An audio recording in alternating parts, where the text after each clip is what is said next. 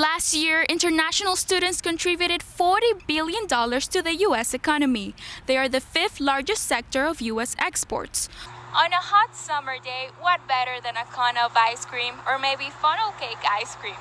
Other than developmental factors, psychologists suggest that we also look at the social pressure that students feel to identify themselves with their friends and to also spend time with their social group. She also includes in some of them sensitive topics like racism, women's rights, and animal rights to educate her viewers through comedy. Some parents understand the university's decision in not having an in-person ceremony at the Bryce Jordan Center like is tradition. This year, many Penn State graduating seniors are only being offered internships and unpaid opportunities remotely. We will have more information in the newscast from this afternoon. For now, in Hazleton, I'm Risell Ventura.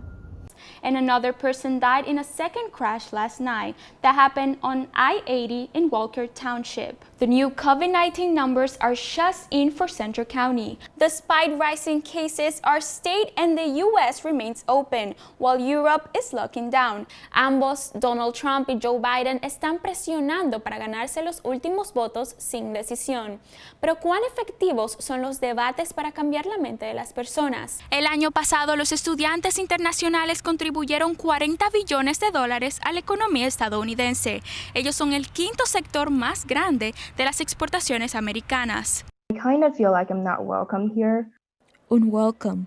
That's the feeling some students from other countries feel about proposed changes to F-1 visas. Those are the visas used by international students to study here. Under the proposal, students will have just 2 or 4 years until their visa expires. For many, this may not be long enough to finish their degree programs.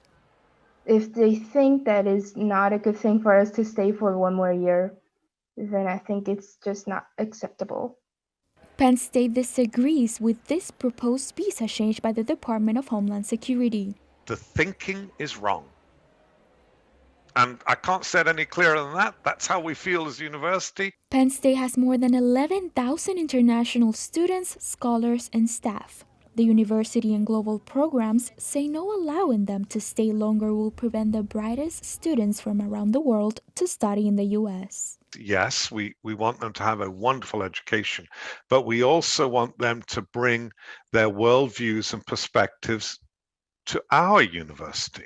Last year, international students contributed $40 billion to the U.S. economy. They are the fifth largest sector of U.S. exports. But the ones who will be more affected will be international doctoral students, since their programs last longer. International students become permanent residents, they become citizens, they make their lives here. They are a vital part of our nation. Other universities, including Penn, Pitt, Carnegie, Mellon, Villanova, and Temple, also oppose the change. Penn State says it will continue to do everything it can to support international students, their growth, and academic success. Despite the federal ordinance banning large gatherings, student parties are still happening, which leads some to wonder why college students will put themselves and others at risk while a dangerous virus is still around. One psychologist we talked with says for many of them, it's a matter of weighing the risk versus benefits of meeting with friends. Basically, what we would be looking at is that their perceived susceptibility, that they just don't think COVID is going to hit them, or that if they do, it's not going to be a big deal, versus that hanging out with their friends is going to get them immediate positive consequences. Most college students are 18 to 23 years old, and psychologists say our prefrontal cortex, which allows us to have more respect for risky situations, doesn't fully develop until around 25 years old. There's just a level of denial that's a little bit bigger when you're young, and you tend to have a feeling of sort of being invincible, or like there's a strong feeling of like, well, that won't happen to me, or I won't give it to somebody. Psychologists say students rely more on people who advise them to enjoy their college experience instead of those who say play it safe. Here, I'm not risking many people's help, like people that are more susceptible to it. So I'm like, it's either am I gonna have fun or am I gonna I drive myself insane sitting in my apartment. I can't sit in my apartment all day. I can't live in fear my whole life. Other than developmental factors, psychologists suggest that we also look at the social pressure that students feel to identify themselves with their friends and to also spend time with their social group.